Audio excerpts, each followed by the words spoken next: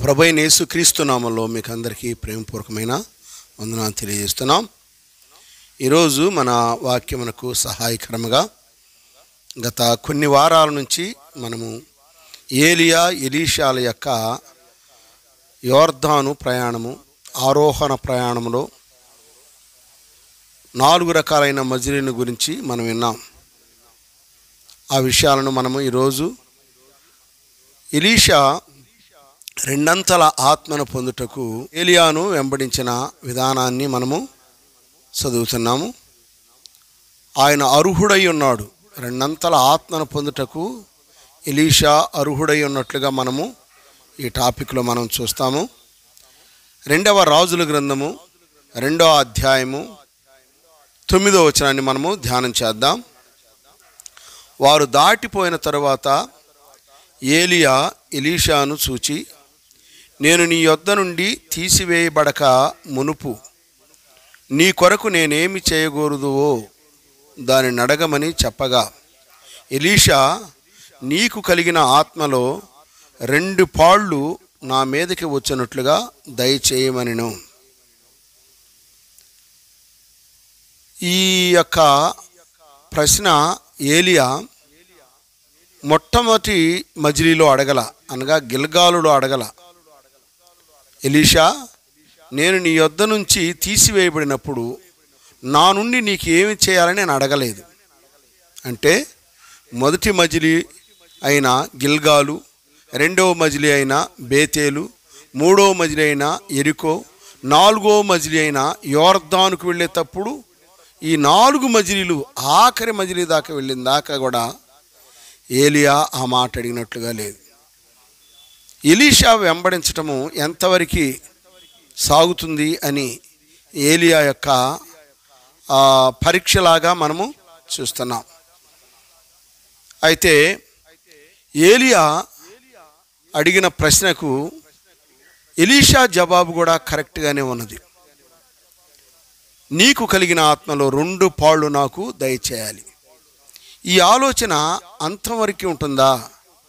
నిజంగా మొట్టమొదట ప్రతి సేవకుడు, ప్రతి విశ్వాసి, ప్రతి సంఘ పెద్ద, ప్రతి దేవుని బిడ్డ కూడా తండ్రిని, ఆయనను వెంబడించటము, పరలోక రాజ్య మర్మాలను పరలోకంతో చేరటానికి మాత్రమే ప్రయాణం కొనసాగిస్తారు. కానీ కొన్ని సంవత్సరాలకు వారి ఆలోచనలు, వారి యొక్క ప్రయాణము, వారి గమ్యము, వారి తలంపులు మారిపోతాయి. దేవుడే ప్రత్యక్షమై అడిగినప్పుడు ఆయన గోలు మారిపోవచ్చు.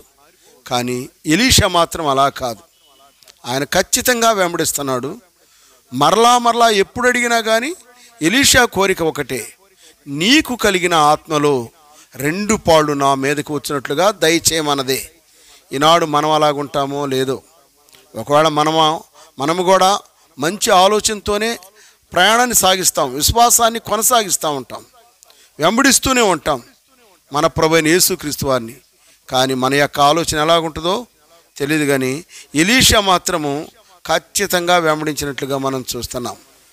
గిల్గాలు ప్రయాణంలోని ఒక రకంగా చెప్పాలంటే గిల్గాలులో యొక్క శరీరం యొక్క ఇచ్చలను జయించామా లేదా అనే అనుభవంలో నుంచి దాటిపోయినాడు. బేతేలు అనగా సంఘ అనుభవంలో, సంఘ కార్యక్రమాల్లో ఎలాగూ కొనసాగాడు. అదిగో మనకి అపోస్తుల కార్యముల గ్రంథము 2వ అధ్యాయము 42వ వచనంలో తెలియజేస్తున్నమాట, వీరు అపోస్తుల బోధ యందును, సహవాసమందును, రొట్టె విరుచుట యందును, ప్రార్థన చేయట యందును ఎడతెగక ఉండిరి అనే మాట. అలాగూ మనము అన్నిటిలో సంఘ కార్యక్రమాల్లో కొనసాగుతున్నామా? మనమే సంఘం వలె తయారై ఉన్నామా? ఆ తర్వాత ఎరికో, బాహ్య సంబంధమైన శత్రువులు, ఆధ్యాత్మిక సంబంధమైన శత్రువులు నుంచి మనము జయము పొందిన వారంగా ఉన్నామా?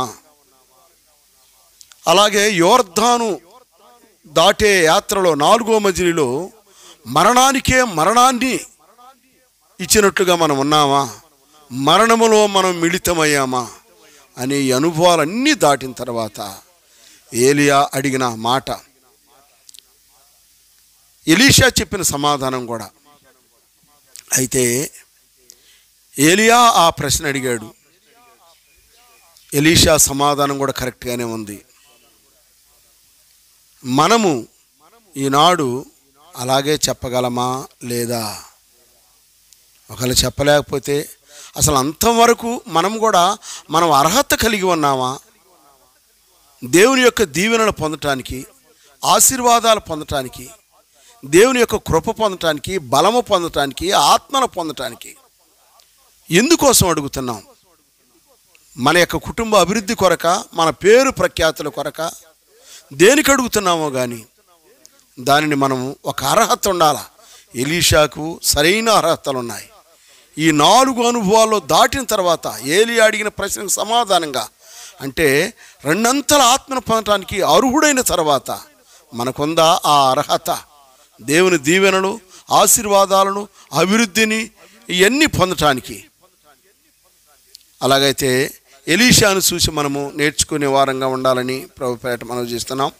2వ రాజుల గ్రంథము 2వ అధ్యాయము 10-11 వచనంలో, అందుకతడు, నీవు అడిగినది కష్టతరముగా ఉన్నది, అయితే నీ యొద్ద నుండి తీసివేయబడినప్పుడు నేను నీకు కనబడిన ఎడల ఆ ప్రకారం నీకు లభించును, కనబడని ఎడల అది కాకపోవునని చెప్పాను. వారు ఇంకా వెళ్ళుచు మాట్లాడుచుండగా ఇదిగో అగ్ని రథములు, అగ్ని గుర్రములు కనబడి వీరిద్దరిని వేరు చేసెను. అప్పుడు ఏలియా సుడిగాలి చేత ఆకాశమునకు ఆరోహణమాయెను. ప్రియ దేవుని బిడ్డలకు, అదిగో ఏలియా మాట్లాడుతున్న మరొక మాట, మరొక ప్రశ్న. 4 మజిలీలు దాటినా కానీ ఎలీషాకు మరొక పరీక్ష ఉన్నట్టుగా మనం చూస్తున్నాం. ఏలియా మాటలో మనకు అర్థమవుతుంది. నీవు అడిగినది కష్టతరముగా ఉన్నది అన్నాడు. అవునండి, ఈనాడు మన దీవెనలు, మన ఆశీర్వాదాలు, అభివృద్ధి అనేది తేలిగ్గా వచ్చేవి కాదు. దేవుని మహిమపరచడం అనేది తేలికైనది కాదు. మన ఆధ్యాత్మిక జీవితాలని మనము రూపాంతర స్థితిని మనం మార్చుకున్నప్పుడు, మన జీవిత లైఫ్ స్టైల్ను మార్చుకోవటం అనేది చిన్న విషయం కాదు. అలాగ మనం మార్చబడినప్పుడు అది ఎంత కష్టతరమైనదో, అనేకమైన శ్రమలలో నుంచి అదిగో అన్ని అర్హతలు పొంది కూడా అదిగో గురువుగారు చెప్తున్న మాటలు మనం వింటున్నాం. అది కష్టతరముగా ఉన్నది అన్నాడు. ఆ మాటలో మరొక పరీక్ష మనకి ఏం కనపడుతుందంటే, నేను నీ యొద్ద నుండి పరమునకు ఆరోహణమైనప్పుడు నీకు కనబడిన ఎడల అది నీకు దొరుకుతుంది, ఒకవేళ నీకు కనబడని ఎడల అది దొరకకపోవచ్చు, లేక అది నీకు అవ్వకపోవచ్చు అనే మాటలను ఏలియా చెబుతున్నాడు. అయితే ఒక గొప్ప ఆశ్చర్యం ఏంటంటే, ఏలియాను నిజంగానే సూచినట్లుగా మనం చూస్తున్నాం. అదే మాటలు మనము 2 పాళ్ళు ఆత్మను పొందాలంటే ఆ చూసినట్లుగా మనం చూస్తున్నామండి. మన ప్రభువైన యేసుక్రీస్తు వారు కూడా తన శిష్యులతో, తనతో కూడా ఉండిన శిష్యులను 3.5 సంవత్సరాలు తరబీదు చేసిన తర్వాత ఇక ప్రపంచంలోనికి, లోకంలోనికి వెళ్ళి సువార్త చెప్పండి అని చెప్పలేదు. కానీ ఆయన చనిపోయి సమాధి చేయబడి 3వ దినాన లేచి ఆయన పరమునకు ఆరోహణమవుతున్నప్పుడు, నేను పంపబో ఆత్మ వచ్చు వరకు మీరు యెరూషలేములోనే నిలిచి ఉండి కనిపెట్టుడి అన్నాడు. అవునండి, కనిపెట్టి చూచే పని. పరిశుద్ధాత్మ వచ్చిందాక మనం చూచే పని. ఎలీషాకు కూడా అదే పని. నేను పరమునకు ఎత్తబడిన తర్వాత నీవు నన్ను చూడాలి. నువ్వు చూస్తే నేను నీకు కనబడుతున్నానా లేదా అనేది నీకు అర్థమవుతుంది. అది నీకు కనబడినప్పుడు నీకు అనుకున్నది, నీవు కోరినది నీకు అవునుగాక అన్నాడు. పరీక్ష అండి. ఇవాళ మనం కరెక్ట్గా చూడాలి. ఇంత చేసి ఈ 4 మజిలీలలో అతడు అర్హుడయ్యుండు కూడా ఇంకా ఏడొక పరీక్ష. కనిపెట్టి చూడాలి, కనిపెట్టి చూచే పరీక్ష. మన ప్రభువైన యేసుక్రీస్తు వారు మనకు ఒక సంగతి చెప్పాడు. తన శిష్యులకు, యేసుక్రీస్తు వారి యొక్క శిష్యులకు ఈనాడు ప్రపంచంలోని భక్త కోటికి అదిగో ఇస్తున్న ఒక మాట. అపోస్తల కార్యముల గ్రంథం 1వ అధ్యాయము 4వ వచనంలో, యెరూషలేములో నా వలన వినినవి నా తండ్రి యొక్క వాగ్దానం కొరకు కనిపెట్టి ఉండుడి అన్నాడు. కనిపెట్టి ఉండాలి, కనిపెట్టి చూస్తూ ఉండాలి, కనిపెట్టి ఉండుడి అన్నాడు. అలాగే ఎలీషా కనిపెట్టేవాడుగా, చూచేవాడుగా ఉన్నట్లుగా మనం చూస్తున్నాం. 2వ రాజుల గ్రంథము 6వ అధ్యాయము 17వ వచనంలో, యెహోవా వీడు చూచినట్లు దయచేసి వీని కండ్లను తెరవమని ఎలీషా ప్రార్థన చేయగా, యెహోవా ఆ పనివాని కండ్లను తెరవజేసెను గనుక వాడు ఎలీషా చుట్టూను పర్వతములను అగ్ని గుర్రముల చేత రథముల చేతను నిండి ఉండుట చూచెను. ఇక్కడ ఎలీషా యొక్క శిష్యుడైన లేక పనివాడు అదిగో దోతానులో ఉండగా ఆరాము రాజైన, సిరియా రాజైన ఆరాము ఎలీషాను బంధించి తీసుకొని రావటానికి గుర్రములను రథాలను సైన్యములను పంపినప్పుడు ఉదయకాలమనే దోతానులో ఎలీషా ఉన్న ప్రాంతంలో ఆ ఆశ్రయం ప్రాంగణం మొత్తము శత్రుసేనతో నిండినప్పుడు పనివాడు ఉదయమున బయటకు వచ్చి ఆ విషయాలన్నీ చూచి, అయ్యో నా ఏలినవాడా, మనల్ని ఇలాగూ ప్రమాదం వచ్చిందని చెప్పినప్పుడు, ఎంతో సైన్యము మన మధ్యకు వచ్చిందని చెప్పినప్పుడు ఎలీషా అయితే సంతోషంగానే ఆ మాటలు విని ధైర్యంగా ఉన్నాడు. అయితే పనివాడు భయపడుతున్నట్లుగా మనం చూస్తున్నాం. పనివాని కోసం ప్రార్థన చేశాడు ఎలీషా. అంటే విశ్వాసం లేదు. గురువుగారి దగ్గరగా ఉన్నాడు కానీ ఎలీషా దగ్గర పని చేస్తున్నాడు కానీ, అయితే ఎలీషాకున్న విశ్వాసం లేదు. విశ్వాస నేత్రములతో అతడు చూడటం లేదు. అందుకనే బాహ్య సంబంధమైన ఆ రథాలను, ఆ గుర్రాలను, ఆ సైన్యాన్ని చూసి భయపడుతున్నాడు. కానీ ఎలీషా ప్రార్థన చేయగా పనివాడి కన్నులు తెరిచినప్పుడు ఎలీషా చుట్టూ అగ్ని గుర్రములు, అగ్ని రథములు ప్రాకారముల వలె ఉన్నట్లుగా చూశాడు. అవునండి, విశ్వాసము ద్వారా భక్తుడు కనబడని దాన్ని చూస్తాడు. విశ్వాసము ద్వారా వినబడని దాన్ని వింటాడు. విశ్వాసము ద్వారా ఊహించిన దానిని పొందగలుగుతాడు. ఇవన్నీ ఎలీషా చూస్తున్నాడు. ఆయన పనివాడికి బాహ్య సంబంధమైనవి కనపడుతున్నాయి కానీ ఆత్మ సంబంధంగా ఎలీషాకున్న ఆ యొక్క ప్రొటెక్షన్ ఏదో చూడలేకపోతున్నాడు. ఎలీషా ప్రార్థన చేస్తే చూడగలిగాడు. ఒకవేళ ఇప్పుడు మనం కూడా అలాగ ఉన్నామేమో, దేవుని పనిలో ఉన్నామేమో, సేవలో ఉన్నామేమో, అదిగో ఎలీషా పనివాని వలె ఆత్మ సంబంధమైన వాటిని చూడలేకపోతున్నామేమో.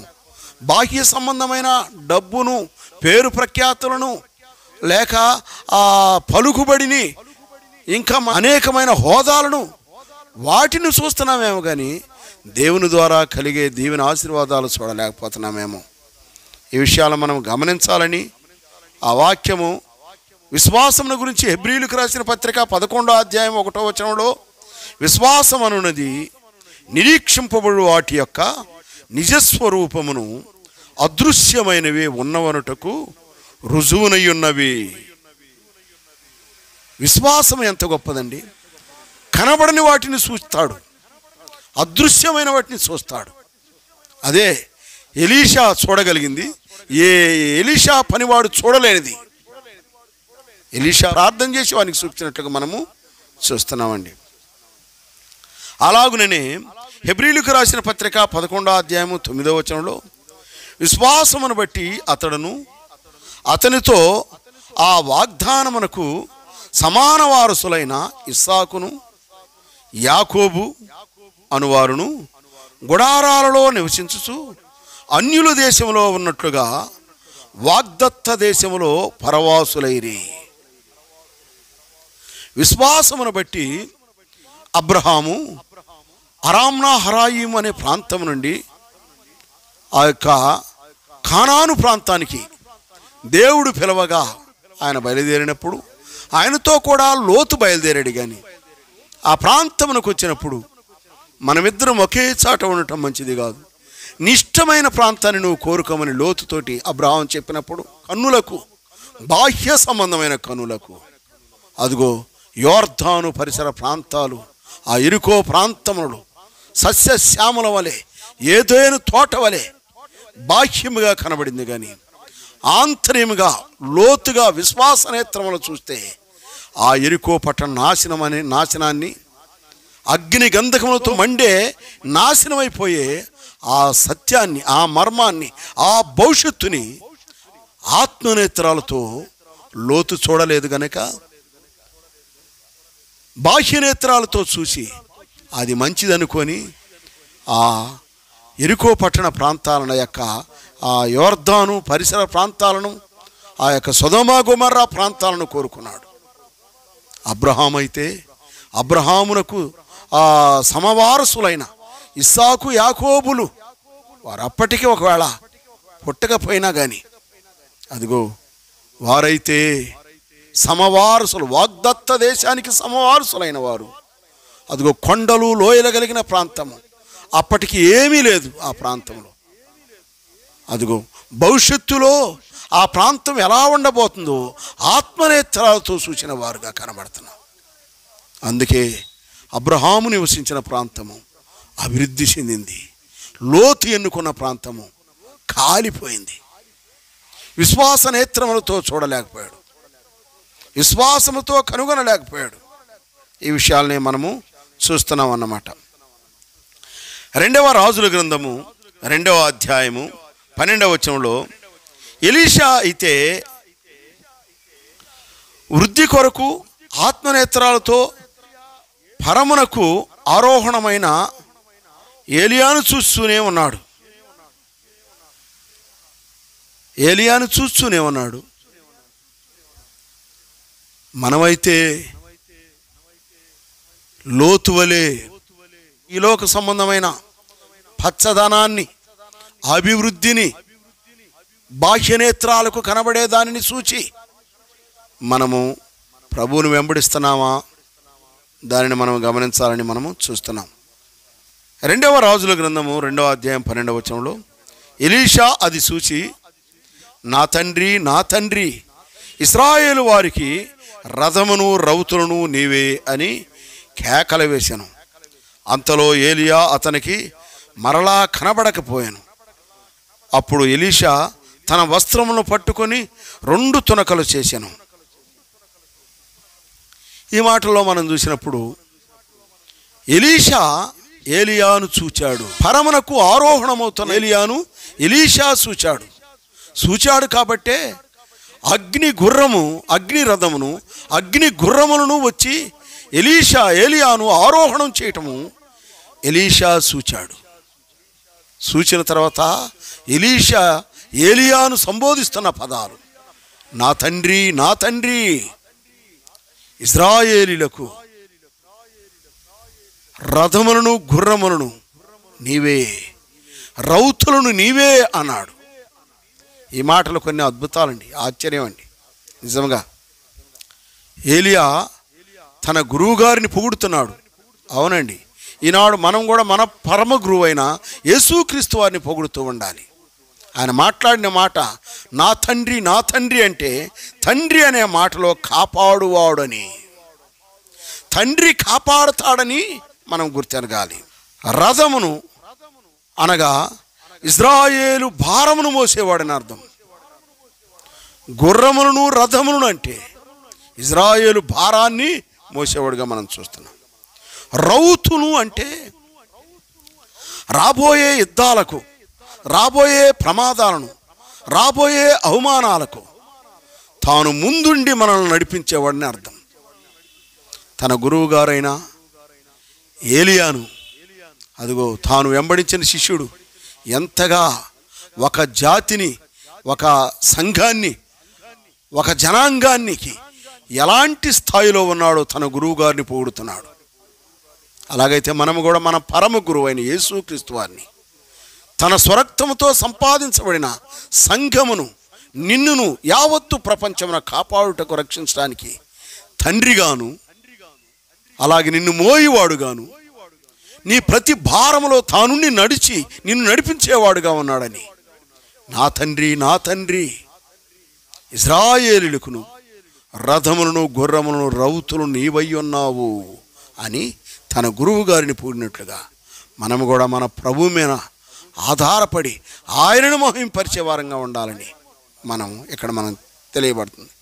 ఈనాడు చాలాసార్లు సంఘాల మీద, సంఘ పెద్దల మీద, సంఘాలలో ఉన్న నాయకుల మీద లేక సంస్థల మీద ఆధారపడ్డాం,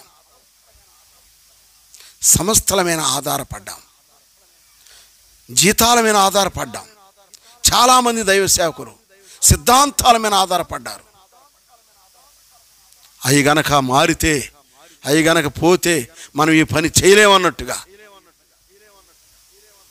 ఈ మాటలు మనం చూస్తున్నామండి. 2వ రాజుల గ్రంథము 2వ అధ్యాయము 14వ వచనంలో, ఒంటి మీద నుండి క్రింద పడిన ఆ దుప్పటిని పట్టుకొని నీటి మీద కొట్టి, ఏలియా యొక్క దేవుడైన యెహోవా ఎక్కడనున్నాడని అతడు ఆ దుప్పటితో నీటిని కొట్టగా అది ఇటు అటు విడిపోయినందున ఎలీషా అవతలి ఒడ్డుకు నడిచిపోయాను.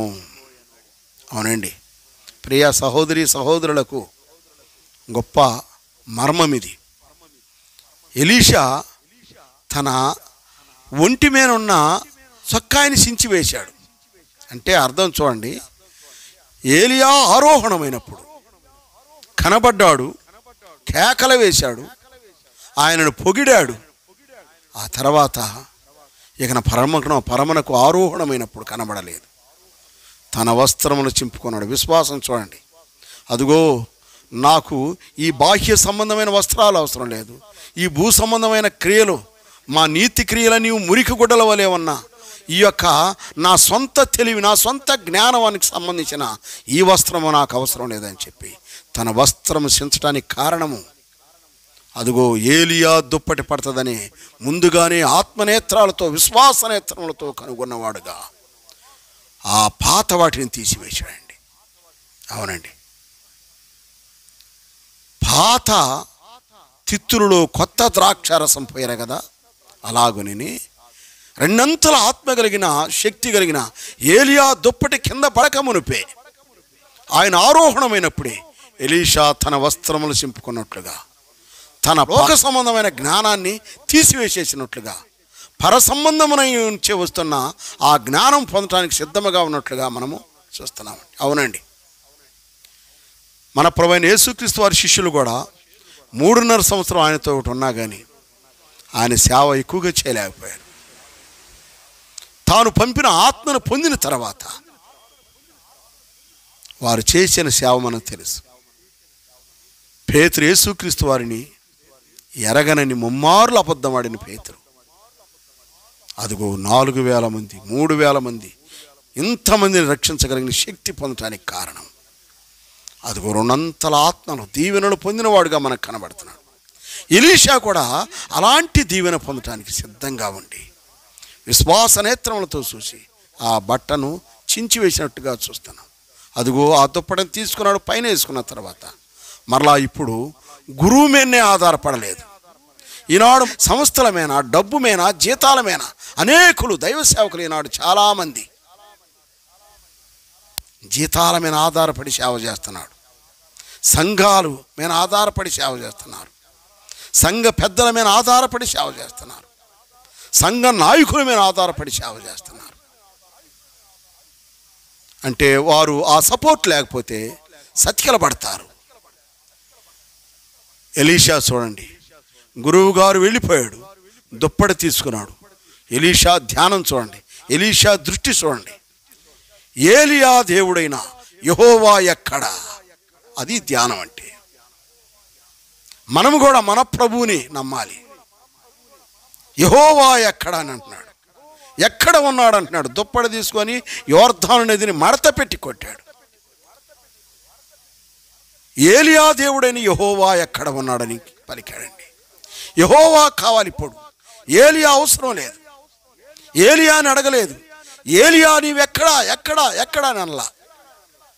ఈనాడు చాలామంది సంస్థలు ఎక్కడ, నాయకులు ఎక్కడ, పెద్దలు ఎక్కడ, జీతం ఏది, సేవ ఎలా చేయాలి అని చూస్తున్నారు.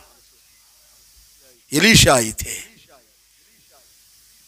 తన గురువు గారైన ఏలియా ఎక్కడా అని అనలేదు. ఏలియా దేవుడైన యెహోవా ఎక్కడా? అది అది ఈనాడు మనకు కావాల్సిన అద్భుతమైన సంగతి. ఆ మాట అడిగినప్పుడు వెంటనే ఆయన స్పందించినట్లుగా మనం చూస్తున్నాం. వెంటనే నది పాయలుగా చీలిపోయినట్లుగా మనం చూస్తున్నామండి. రెండంతల బహుమానము, రెండంతల ఆశీర్వాదము, రెండంతల దీవెన పొందాడండి. ఇది ఇలా పొందటానికి కారణము ఒక జ్యేష్ఠత్వపు హక్కును కూడా పొందాడు. అది మనకి ద్వితీయోపదేశకాండం 21వ అధ్యాయము 7వ వచనంలో అంటాడు, వీడు వాని బల ప్రారంభము గనుక జ్యేష్ఠత్వ అధికారము వినిదే అన్నాడు. బల ప్రారంభంలో ఒక తల్లిదండ్రులు తనకు మొట్టమొదటి పుట్టిన బిడ్డకు 2 పాళ్ళు ఆస్తినిస్తారండి. పాత నిబంధనలో ఉన్నది. ప్రతి కుమారునికి 1 భాగం ఇస్తే మొట్టమొదటి పుట్టిన వానికి 2 భాగాలు. అలాగైతే ఇప్పుడు ఎలీషా జ్యేష్ఠుడిగా కనబడుతున్నాడు. 2 పాళ్ళు ఆత్మను పొందాడంటే జ్యేష్ఠుడయ్యాడు. జ్యేష్ఠత్వాన్ని పొందినట్లుగా మన ఎలీషా కనబడుతున్నాడు. అలాగైతే ఓ నా ప్రియ సహోదరి సహోదరుడా, నీవు దేవుని మీద ఆధారపడి దేవుని ద్వారా గొప్ప దీవెన ఆశీర్వాదాలు రెండంతల ఆత్మను పొందాలంటే నీవు జ్యేష్ఠుడవు. ఎలీషా వలె నీవు కూడా జ్యేష్ఠుడు అవుతావని దేవుని గ్రంథం తేటగా బోధిస్తున్నది. హెబ్రీయులకు రాసిన పత్రిక 12వ అధ్యాయము 23, 24 వచనాల్లో పరలోకమందు వ్రాయబడి ఉన్న జ్యేష్ఠుల సంఘమునకును వారి మహోత్సవమునకును అందరి న్యాయాధిపతి అయిన దేవుని యొద్దకును సంపూర్ణ సిద్ధి పొందిన నీతివంతుల ఆత్మల యొద్దకును క్రొత్త నిబంధనకు మధ్యవర్తి అయిన యేసునొద్దకును హేబేలు కంటే మరి శ్రేష్టముగా పలుకు ప్రోక్షణ రక్తమునకు మీరు వచ్చి ఉన్నారు. అవునండి, జ్యేష్ఠుల సంఘము. బా, ఎంత గొప్ప ఖ్యాతి అండి, ఎంత గొప్ప ఆధిక్యత. ఈనాడు దేవుని సేవ చేస్తున్న, దేవుని నమ్ముకున్న పెద్దలు, సేవకులు, ఎవరైనా సరే, విశ్వాసులైనా సరే, దేవుని యొక్క ఆత్మను పొందిన వారికి, దేవుని యొక్క సన్నిధిలో ఉన్నవారికి, దేవునిలో ఆధ్యాత్మిక ఎదుగుతున్న వారికి, దేవునినే కనిపెట్టుకునే వారికి ఒకవేళ నీ తల్లిదండ్రుల విషయాల్లో చిన్నవాడివే కావచ్చు, మధ్యవాడివి కావచ్చు, అదిగో ఏలియా కంటే కూడా ఎలీషా జ్యేష్ఠుడు, రెండంతల ఆత్మను పొందాడు. అలాగైతే నీవు, నేను నమ్ముకున్న నీవు ఎంత తక్కువ వారమైనా కావచ్చు, ఏ స్థితిలో ఉన్నా సరే, నీవు జ్యేష్ఠుల సంఘములో చేర్చబడ్డావు. జ్యేష్ఠత్వము నీదే, రెండంతల ఆత్మ నీది, రెండంతల బహుమానం నీదే, రెండంతల ఆధిక్యత నీదేనని నీవు అర్హుడై ఉన్నావా? అదిగో మన పితరుడైన ఎలీషా రెండంతల ఆత్మను పొందుటకు అర్హుడై ఉన్నాడు. దేవుడి మాటలు మన కోసం దీవించినట్లుగా ప్రార్థన చేసుకుందాం. మహాపరిశుద్ధుడు అయిన మా ప్రియ పరలోకపు తండ్రి, మీ మిత్రులైన ప్రేమకు స్తోత్రాలు, వందనాలు చెల్లిస్తున్నాం. ఇదిగో నాయన తండ్రి, ఈ దిన పరిచర్యలో మీరు ఇచ్చిన వర్తమానాన్ని బట్టి స్తోత్రాలు చెల్లిస్తున్నాం తండ్రి.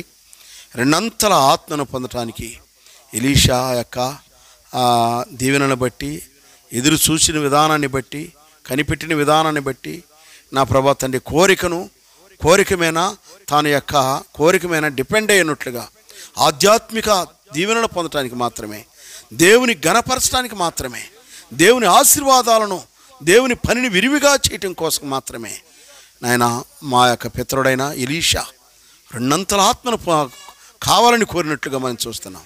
ఈనాడు మేము కూడా ఆయన తండ్రి బాహ్య సంబంధమైన దీవెనలు, ఆశీర్వాదాలు 2 పాళ్ళు పొందాలనుకుంటున్నాము. నిజంగా మీ పని చేయటానికే పొందాలనుకుంటున్నాము. ఈ యొక్క పాఠంలో మాకు అర్థమైన విధానాన్ని బట్టి మీకు స్తోత్రాలు ఇస్తున్నాం. మీరు మాకు బోధించిన విధానాన్ని బట్టి స్తోత్రాలు. మీ మాటలు నమ్ముతున్న వింటున్నా మీ బిడ్డలను దీవించండి, ఆశీర్వదించండి తండ్రి. నాయన వారు కూడా నా ప్రభా రెండంతల ఆశీర్వాదాలు, దీవెనలు పొందినట్లుగా సహాయం చేయమని, ఈ గొప్ప ఆశీర్వాదాలకు, దీవెనలకు, కృపావరాలకు ప్రతి ఒక్కరూ పాత్రులగునట్లుగా సహాయం చేయమని మీ బలమైన హస్తాలకును, మీ గాయపడిన హస్తాలను అప్పగించుకుంటూ యేసు ప్రభు నామంలో ప్రార్థన చేసి అడిగి వేడుకుంటున్నాం తండ్రి. ఆమేన్. అందరికీ వందనాలు చెల్లిస్తున్నాం.